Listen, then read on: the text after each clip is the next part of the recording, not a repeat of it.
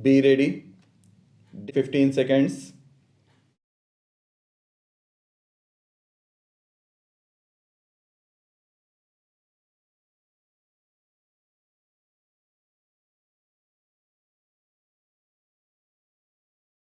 I am glad that I have been asked to lead our discussions on energy issues.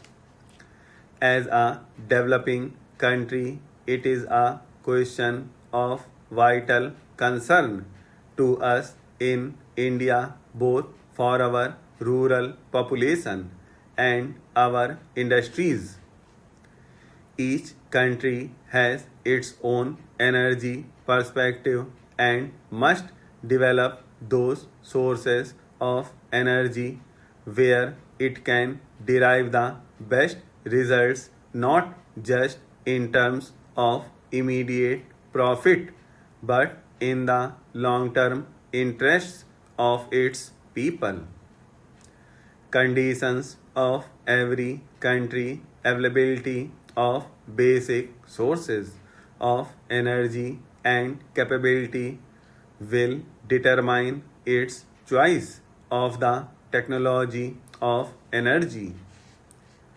When coal and oil begin to be used as motive power for industry and transport, there was a great transformation which brought forth both prosperity and poverty on a scale hitherto unknown to man.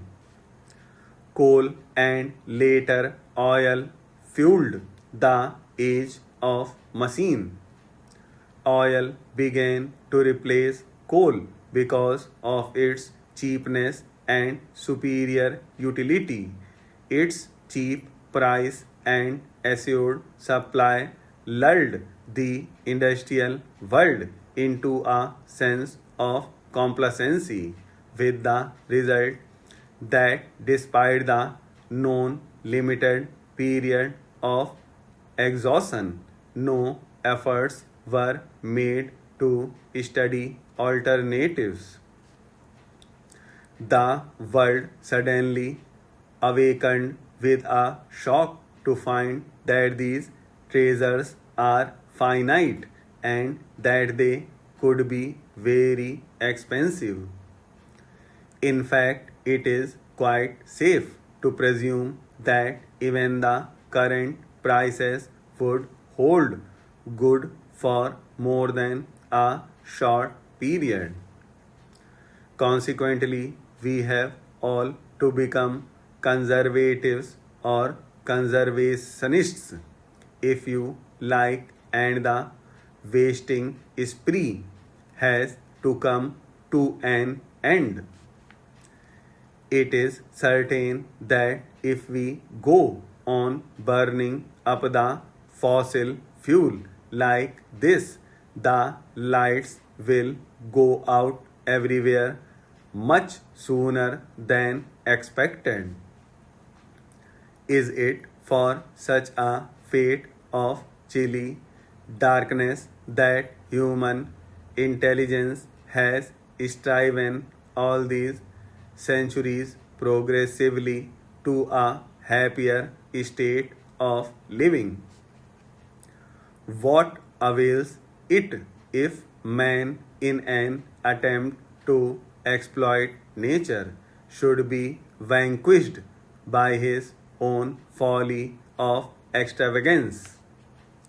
This wisdom which has dawned on us was prefigured in our own country.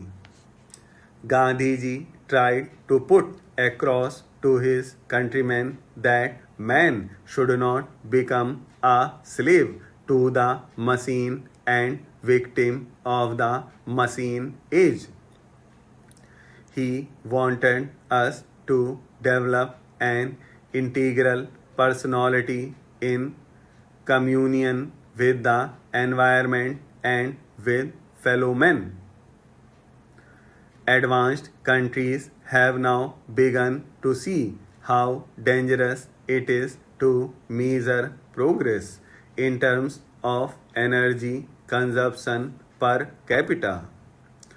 We must correct such concepts and replace them. We cannot, of course, reverse the clock of development in modern age. Pollution is one of the worst of them, and the sources of energy has to be so chosen that the evils of pollution and degradation of environment are reduced to the minimum. We have a fairly abundant reserve of coal, but coal is also exhaustible and has to be exploited in an efficient way, including lower grades of coal and lignite. The pollution would also have to be seriously tackled. Hydroelectric power is the next most important and promising source of energy, not only for India but for other countries as well.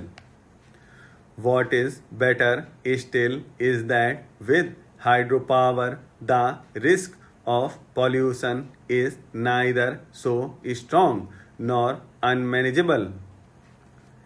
We should systematically survey our hydel power potential and cooperate with neighbors to tap it for mutual benefit. Unlike oil, hydel power comes ever fresh and endless from the snow mountains and rain-fed rivers. To tap this fully in South Asia is a challenge to both engineering and fellowship. Modern science has opened up the atom and released its power for use by man. Nuclear power be harnessed for electricity, but there are well-known difficulties which have not been fully resolved as yet, notably the power reactor and the disposal of waste. Two other sources of energy must claim our attention: biogas and solar energy. The advantage of using biogas plants in the villages is that it fits in with the technology of rural areas. There are, I believe, some problems yet resolved before it can be popularized in a large way to help the smaller peasants. In India, we are trying to work a strategy of community biogas plants. This is one energy sources which would be relevant to conditions in small countries as well as large ones in towns as well as in villages. Large concentration of cattle population in villages and dairies particularly lend themselves to exploitation of this source of domestic use and small power requirements. It also provides a good opportunity for regional technical cooperation amongst countries. Solar energy is already beginning to be applied to a number of purposes such as improved drying of agricultural produce, pumping water, desalination, heating and air conditioning. Many countries are carrying on research into the application of solar energy. All our countries are blessed with abundant sunlight and we should therefore have a primary interest in speeding up the commercial development of practical appliances using solar energy. India recently hosted a conference on solar energy and we were gratified by the interest it generated. Here also immediate prospects are good.